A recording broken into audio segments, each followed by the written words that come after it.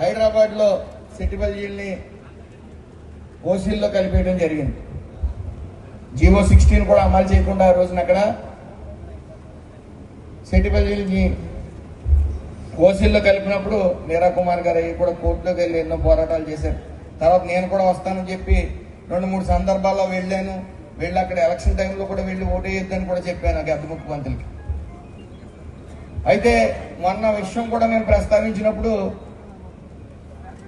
కులాన్ని ఇప్పుడు ప్రాంతాలను విడినంత మాత్రాన కులాలని బీసీల నుంచి ఓసీ చేసేమని ఎక్కడా లేదు. అలాగే జార్ఖండ్ లో తీర్పు ఉంది,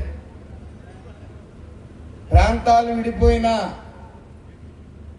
బీసీ ఓసీ అవరు అని చెప్పి క్లియర్ గా జడ్జిమెంట్ ఉంది.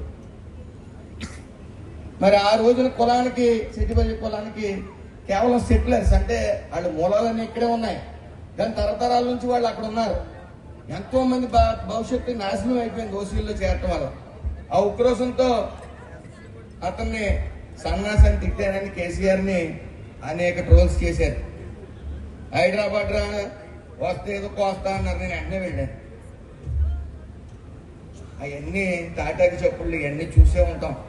అయితే తర్వాత బీసీ కమిషన్ దగ్గరికి మీరా కుమార్ గారు నేను వెళ్ళాం.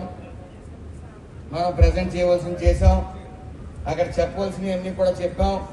అలాగే అతి త్వరలో నేషనల్ బీసీ కమిషన్ దగ్గరికి మళ్ళీ హైదరాబాద్ పెద్దలను మీరా కుమారి గారి నేతలను కూడా తీసుకెళ్లి అక్కడ ఢిల్లీలో కూడా రిప్రజెంటేషన్ ఇచ్చి దాని మీద పోరాటం చేయడం జరుగుతుంది. అందులో ఏ విధమైన సందేహం లేదు.